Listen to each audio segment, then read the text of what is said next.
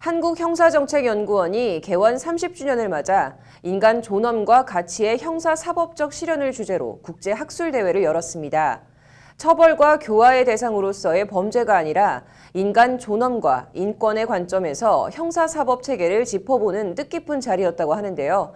장한지 기자가 현장을 취재했습니다.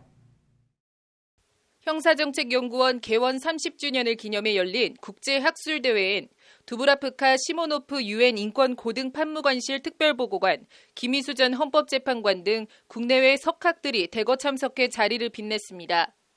With respect to country visits, whenever I am visiting different countries, I have possibility and I am requesting visits to prisons. I am visiting women in prison. I am also visiting shelters. So I am seeing services available to women victims of violence, but I am also visiting situations of women that are detained. 형사사법 시스템에서 인간의 존엄이 왜 그토록 중요한가? 첫 번째 기조연설자로 나선 스웨덴 변호사협회장과 유럽인권재판소 재판관을 지낸 엘리자벳 프라 인도주의법 연구소 이사회의장이 던진 도발적이고도 근본적인 질문입니다. 대답은 의외로 간단합니다. 유죄 판결을 받은 그들도 언젠가는 사회로 다시 돌아온다입니다. 그때 그들이 괴물이 되어서 돌아올지 성숙하고 책임 있는 공동체의 일원이 되어 돌아올지는 온전히 그들을 인간으로서의 존엄을 가지고 대했는지, 그들이 인간 존엄을 회복했는지에 달렸다는 겁니다. 따라서 사회 통합과 발전을 위해서 형사사법제도는 바로 이 인간으로서의 존엄 회복을 위한 제도이자 장치여야 한다고 프라 회장은 강조합니다. 두 번째 기조연설자로 나선 김희수 전 헌법재판관도 같은 취지에서 헌법재판은 인간 존엄을 침해하는 모든 시도와 행위에 대해 빨간불을 켜야 한다고 말하며 헌법을 키워드로 인간 존엄을 강조했습니다.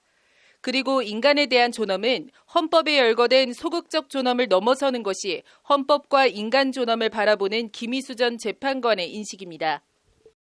인간 존엄성은 헌법에 열거되지 아니한 기본권을 포함하여 이는 기본권 제한의 사유로 삼는 어떠한 공약에 의해서도 인간 존엄성에 대한 침해는 인정될 수 없다는 것을 의미한다. 인간의 존엄은 본질적으로 침해될 수 없다는 이런 인식과 전제 위에 형사사법 제도가 서 있고 운영되어야 한다고 김 전 재판관은 강조했습니다.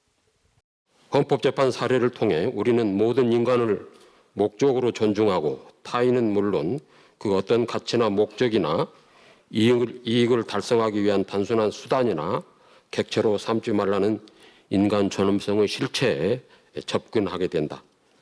이어진 토론 세션은 형사사법과 인간 존엄을 두 줄기 키워드로 6개 세션으로 나누어 진행됐습니다.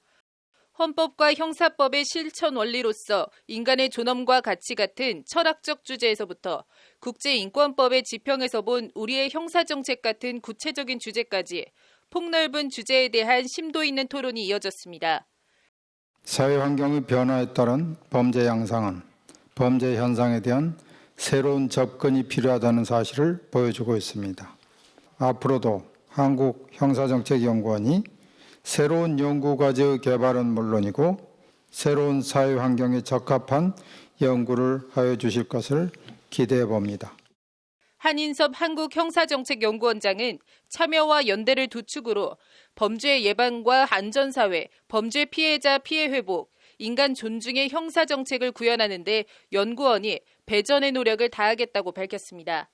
국가 차원의 형사정책은 모든 국민의 인간 존엄과 가치의 온전한 실현을 위한 과학적 길잡이가 되어야 합니다. 권력기관의 민주적 개혁, 범죄로부터 안전한 사회, 모두의 인권이 존중되는 공동체를 위한 형사정책에 더욱 다가갈 수 있도록 하겠습니다. 오늘 학술대회 참석자들은 인간이 중심이 된 형사사법적 정의를 지향해야 한다고 입을 모았습니다. 추상적 선언이나 구호가 아닌 구체적 형사사법제도 마련으로 이어지는 게 필요해 보입니다. 법률방송 장한지입니다.